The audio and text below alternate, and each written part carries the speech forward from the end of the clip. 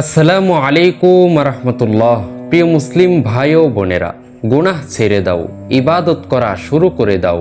তারপর দেখো মনের মধ্যে কত রকম শান্তি ও সুখের ধারা প্রবাহিত হতে থাকে। আল্লাহর ইবাদত করতে মন চাই না, নামাজ পড়তে ইচ্ছে করে না, তাও মনের সাথে যুদ্ধ করে জোর করে হলেও পড়ো তুমি নামাজ। মনে রাখবে, আল্লাহ পাকের ইবাদত এমন এক জিনিস যা অনিচ্ছা সত্ত্বেও যদি তা করে ফেলো তবুও তার সুফল পাওয়া যায়। যেমন কোনো কাপড় যদি ভুলে রঙের মধ্যে পড়ে যায় তবুও কাপড়ে রং লেগে যায়।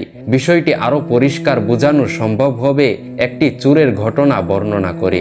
এক রাজ্যে এক বাদশাহ ছিলেন, তার একজন পরমা সুন্দরী কন্যা ছিল।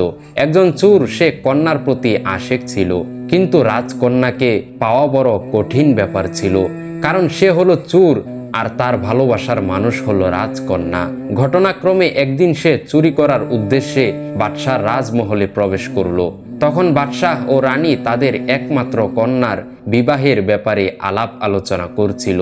বাদশাহ রানীকে বললেন, আমাদের কন্যার বিবাহ দিব একজন আল্লাহওয়ালা ফরহেজগার লোকের সাথে। চোর এ কথা শুনে রাজার বাড়িতে চুরি করা ভুলে গেল এবং বাদশার সিদ্ধান্তের কথাকে এক বিরাট গনিমত মনে করলো যে তার প্রিয়তমাকে পাওয়ার সঠিক ব্যবস্থা জানা হয়ে গেছে। এখন চুরি ছেড়ে দিয়ে ফরহেজগার হয়ে যাওয়াই ভালো। চোর বাদশার মহল থেকে বের হয়ে সে এক মসজিদে গিয়ে হাজির হলো এবং দিন রাত আল্লাহর ইবাদতে মশগুল হয়ে পড়ল। তার খ্যাতি চারিদিক ছড়িয়ে পড়ল যে মসজিদে একজন কামেল দরবেশ এসেছে। এদিকে বাদশাহ তার কন্যার বিবাহের পাত্র খোঁজার জন্য বিভিন্ন জায়গায় লোক প্রেরণ করলো। ফরহেজগার পাত্র খোঁজার জন্য চারিদিকে লোক ছুটে গেল। অনেক খোঁজাখুঁজি করার পর অবশেষে জানা গেল যে অমুক মসজিদে এমন এক আল্লাহওয়ালা অবস্থান করছেন যার চেয়ে অধিক পরহেজগার সারা রাজ্যে একজনও নেই। একথা শুনে বিশেষ ব্যবস্থাপনায় বিবাহের পয়গাম নিয়ে বাদশার দূত তার কাছে গমন করলো। কিন্তু চোরের মন ততদিনে পরিবর্তন হয়ে গিয়েছিল। আল্লাহর ইবাদতের শান্তিতে তার অন্তর এত অধিক ভরপুর হয়ে গিয়েছিল যে রাজকন্যা এবং 7 রাজার ধন সম্পদ তার কাছে তখন তুচ্ছ মনে হতে লাগলো।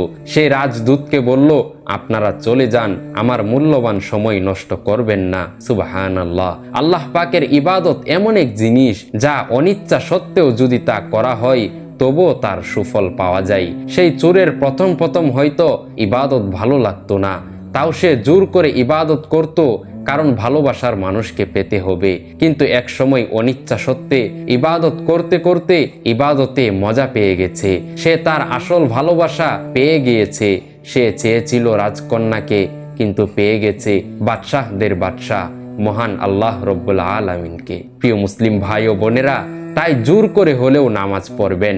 এই নামাজ আপনাকে দুনিয়ার সকল খারাপ কাজ থেকে ফিরিয়ে আনবে ইনশাআল্লাহ, এবং আপনার চাওয়া পাওয়ার জিনিসগুলো একদিন ওই চোরের ভালোবাসার রাজকন্যার মতোই আপনার সামনে এনে হাজির করবে। কারণ যে আল্লাহকে পেয়ে যায় সে দুনিয়া এবং আখেরাতের সব পেয়ে যায়, আর যে আল্লাহকে হারায় তার দুনিয়া ও আখেরাত দুইটাই ধ্বংস হয়ে যায়।